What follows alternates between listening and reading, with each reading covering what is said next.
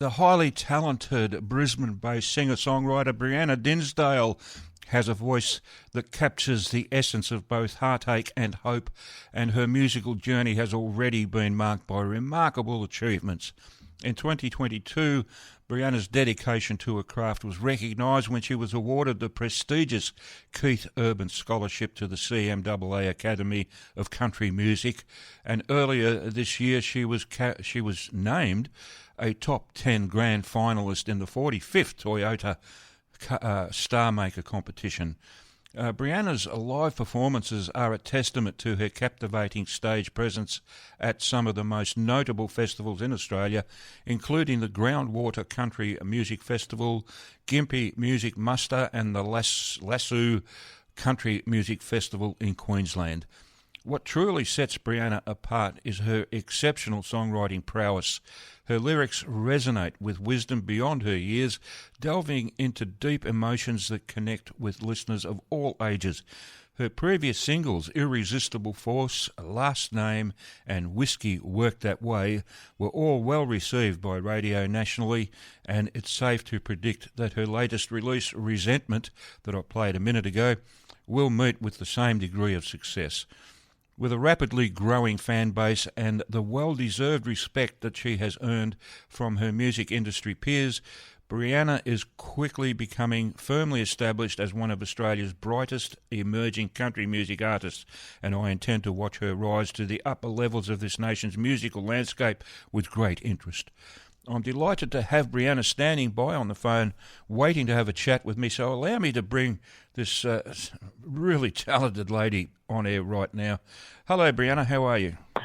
I'm good, Harry. That was a very kind intro. Thank you. How are you going? I'm good. And it's great to have you on the show. Welcome to the Country Club. And it's always great to talk to an artist of your calibre. So, yeah, I'm delighted to have you on the show, put it that way. Oh, thank you. I'm very excited to be here. Okay, that's great. Now, let's talk about this great new single of yours, Resentment. Tell us the story behind that. What was the inspiration, and, was it a co-write or did you do it yourself? Yeah, so I wrote this one with a bunch of my good friends, Gavin Carfoot, Nolan Wynn, Sari Abbott, and Jared Porter, and it was one of the first co-writes I kind of did after COVID, so we were all super excited to be in the same room together, first of all, to write some music again, and it wasn't over FaceTime or Zoom. And Sari and I had both recently kind of gone through our own different breakups of different experiences, whether it was a friendship or a relationship, and we were both at that point where we didn't want to hold a grudge anymore, and we just kind of wanted to let go and not worry about it. So we wrote this song called Resentment. And it was so fun to write. We had the best time. We did a heap of tracking digitally while we wrote it and got in the studio, did a demo on the day. And, yeah, now I've put it out a few years later, and it feels really nice to have it out in the world. And I'm glad it did, because it's a great song. I love it, which is no surprise because, like I said off air, I've got several of your songs in my show's playlist, and they do get good rotation. Thank you. I appreciate that. Oh, you're welcome. Look, I don't play stuff I don't like. So, the songs of yours that I do play, I do like. So, and I haven't heard one. I haven't heard one of your songs that I don't like yet. So, there you go. Oh, that's very kind. But isn't that the joy of being a radio host? How you can just play what you enjoy and you're in charge. How good's that? Well, look, I'm a volunteer. I don't get paid, so I play what I like. Exactly. Okay. All right. Now, just quickly, can you tell us where people can buy or download your music? Sure. So all my music is online digitally on Spotify, Apple Music, all of those digital platforms. But I try to keep everything up to date on my website as well. Should be some download links or some links there that will take you to other websites that have all the music on it, as well as some downloads and purchase options as well. Excellent. All right. Well, there you go, folks. You reach out and grab it because it's well worth the effort to have Briana's songs in your collection. Now, do you have an album coming out soon, or have you just released one? I'm in the works of writing an album at the moment. Okay. saving up every penny I have to go towards it. The joys of being an independent artist is I get to basically choose whatever songs I want to record, and so that's super exciting. But obviously the downside is I have to financially support it myself. So I'm saving up all my money at the moment. I'm in Nashville in 2 weeks, so I'm heading over there soon and doing some recording for it. So I'm super excited for that. But yeah, hopefully within the next 12 months there'll be a body of work out for sure. Okay. You must be looking forward to going to Nashville. I'm so excited. It'll be my 3rd time there, so I'm super pumped. I'm constantly amazed by the number of Australians and Kiwis that are hanging around in Nashville at the moment, to the point where APRA had to open an office. Isn't it crazy, hey? It's like our little second base over there for everyone to go over and hang. I feel like half the country music community here in Australia is going to be there in a few weeks, so I'm super excited to hang out with all my friends over there. I think there's more Australians there than what we got here. Probably, yeah. Okay. Now, here's a question I'd like to ask. What actually drew you to the music industry? How did you, well, to coin a phrase, how did you wake up one morning and say, I want to be a rock star? Well, I think I've always been around music. I started piano lessons when I was 4 years old and singing lessons when I was 8. My sister plays, my dad plays. My mum is everyone's biggest fan within music, so she's a music lover galore. And I grew up with great music in the house and was always singing and putting on shows, and so was my sister. And so we were just kind of always naturally doing it. And I think my parents realized, maybe this is something we could get involved in and turn it into a professional thing. And so started doing some competitions, earning some prize money here and there, saved up for a guitar. Okay. From there, started playing pub gigs. That was my job all through high school, was I played pub gigs 3 nights a weekend.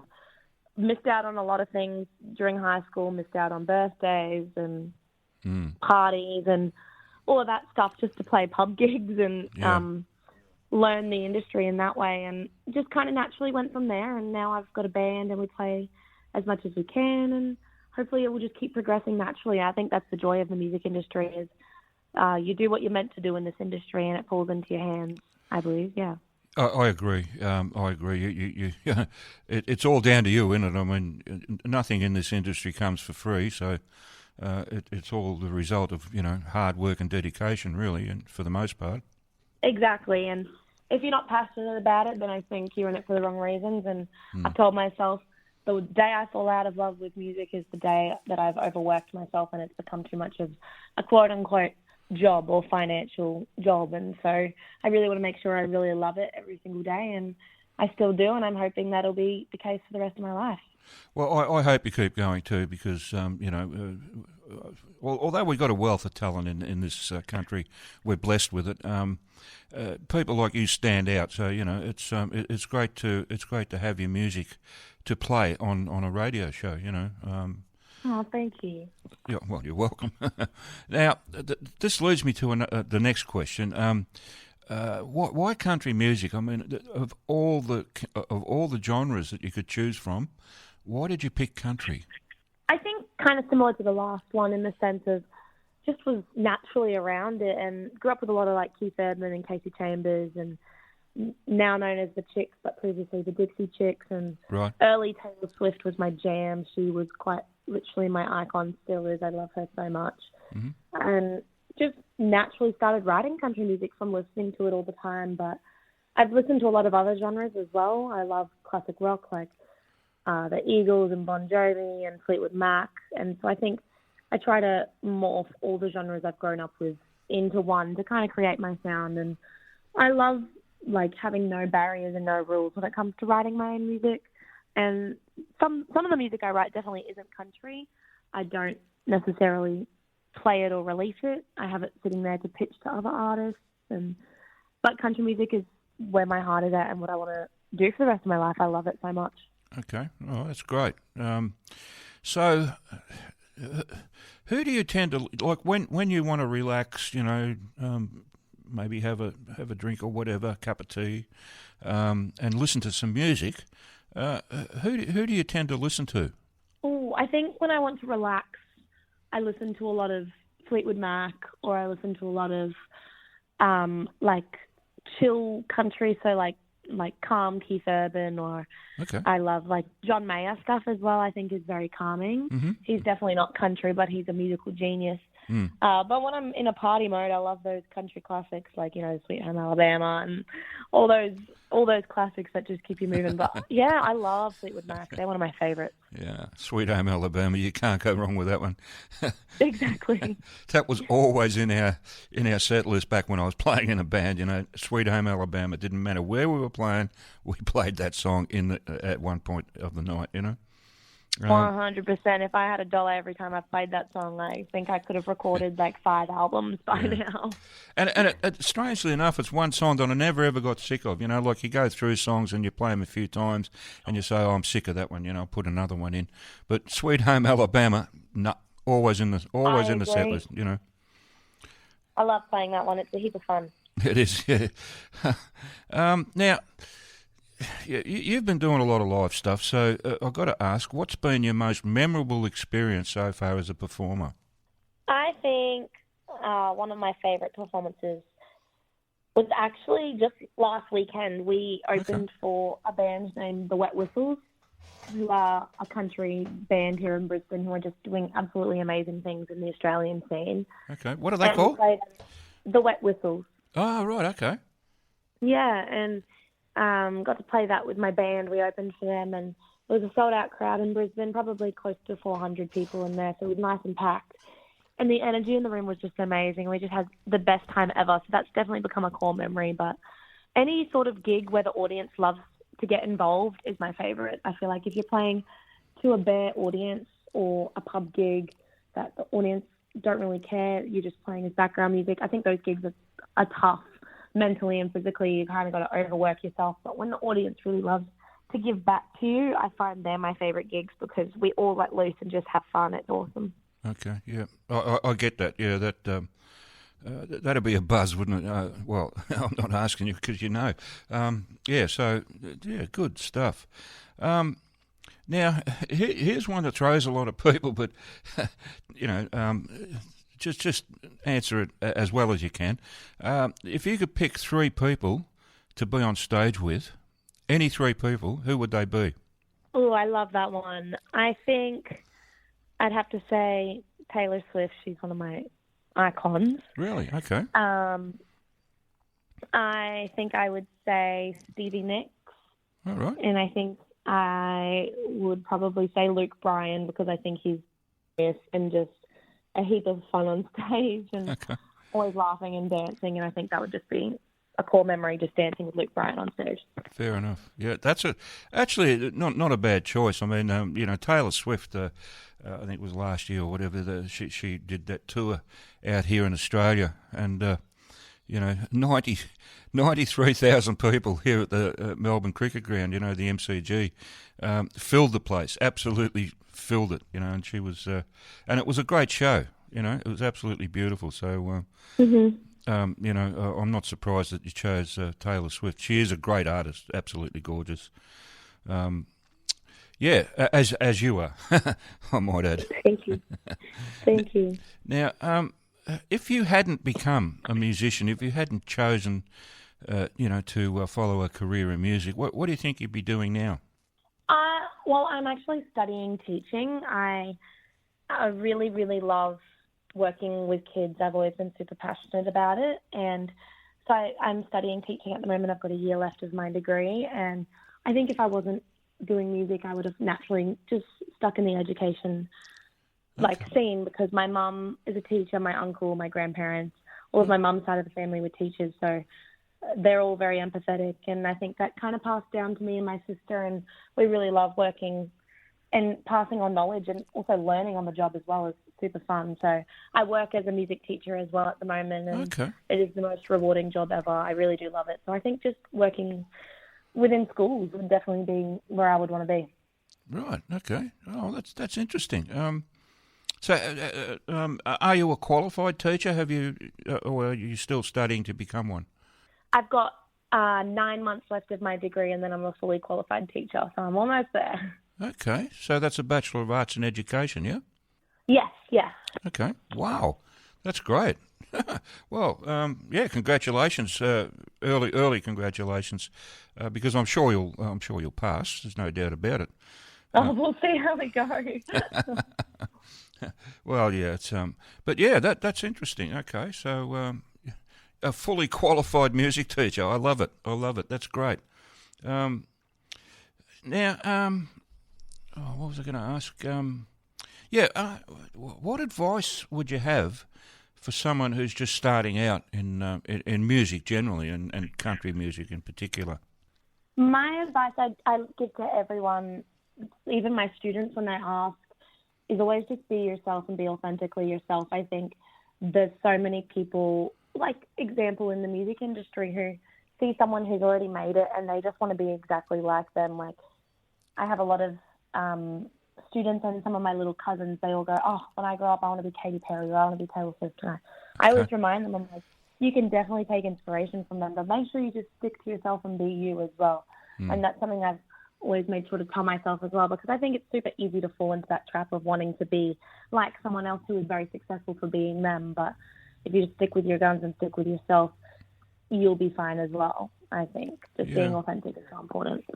Okay. Yeah, I understand that, but I want to explore that aspect of it. You know, what you just said. About copying someone, or I want to be like Taylor Swift. You know, I mean, is that necessarily a bad thing? I don't think so. I think it's very important to have icons and idols and people you look up to. I definitely look up to Taylor in a lot of different ways, but I've always reminded myself that the day I tell myself I want to be Taylor Swift is the day that I know I'm going the right direction in this industry, because I think just like working in any industry, if you were a businessman, if you were a firefighter, you'll have people in your relative career area who you definitely look up to, but you would take it and apply it to your personality and apply it to how you want to be as a person, and then go from there. I think that's super important. As a role model, yeah. I get that. Yeah. Okay. All right. Well, that makes sense. Okay. Now, we're running short of time here, but anyway, what's your favourite thing about being a performer? You know, when you're on stage and there's an audience out in front of you, what is the buzz you get from that? I just love being able to pass on music and seeing the different emotions depending on the song we play. I think there's a lot of more mellow songs we play, and I've seen people cry to them and people hugging the person they love to them, or we play upbeat fun songs and people are dancing and line dancing, and I think that's just the joy of music, is you can communicate so many different things depending on what you want to communicate. And I love being able to tap in and seeing what the audience are feeling, and then we kind of tend to adjust our set list to the audience as well. Yep. And so basing it off them is super important.